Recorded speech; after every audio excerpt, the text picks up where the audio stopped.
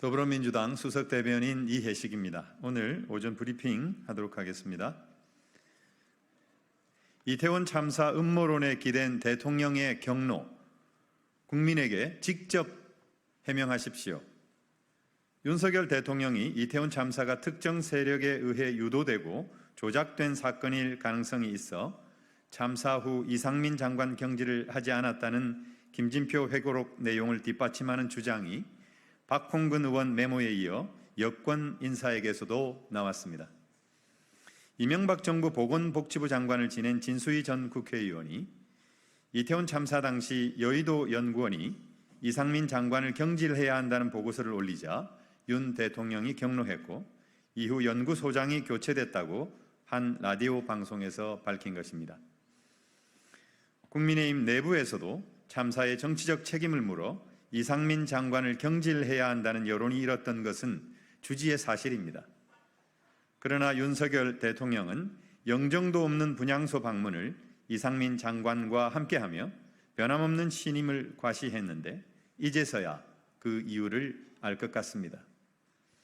그 같은 대통령의 삐뚤어진 상황 인식 때문에 이태원 참사의 진실은 아직도 밝혀지지 않고 있고 참사 재발 방지책 수립은커녕 참사 책임자들에 대한 최소한의 처벌도 이루어지지 않고 있는 것입니다. 이태원 참사에 대한 정부의 대응은 처음부터 끝까지 비상식적이고 초현실적이었습니다. 논란이 되고 있는 김진표 전 국회의장의 회고록 내용이 타당하게 느껴지는 이유입니다. 국회 홈페이지에 올라온 윤석열 대통령 탄핵 청원이 열흘 만에 80만 명에 육박하고 있습니다. 윤 대통령의 이태원 참사 음모론 기사가 나온 후 서명자 수가 급증하고 있다고 합니다. 정권에 대한 분노가 이렇게 높은데 윤 대통령은 이 탄핵 청원도 특정 세력의 음모론으로 보고 있는 건 아닌지 모르겠습니다. 이제 윤석열 대통령이 직접 밝혀야 합니다. 이태원 참사가 특정 세력에 의해 유도되고 조작됐다고 생각한 게 사실인지, 지금은 어떻게 생각하고 있는지, 그동안 단 한 번의 공식 사과가 없었던 것도 바로 그 이유 때문인지 말입니다.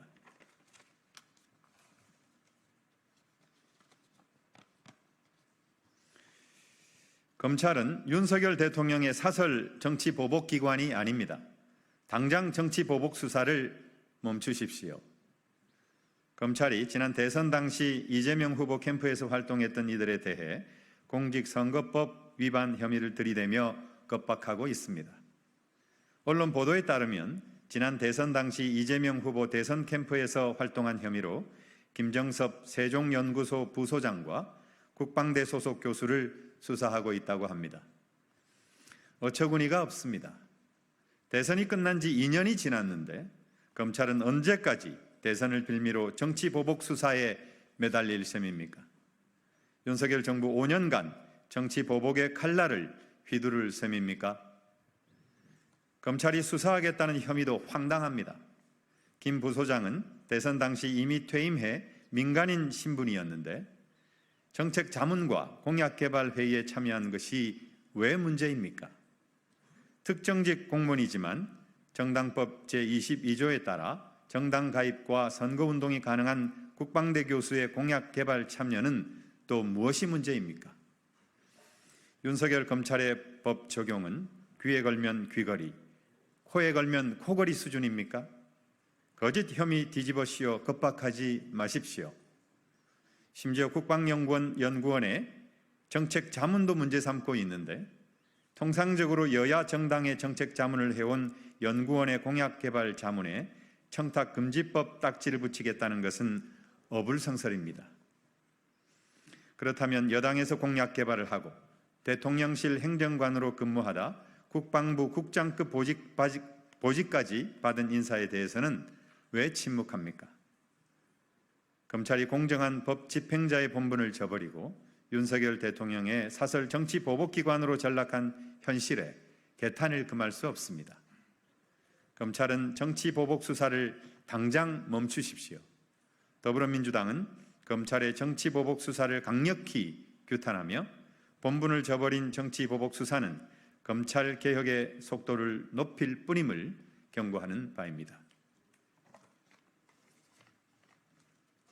마지막 브리핑입니다.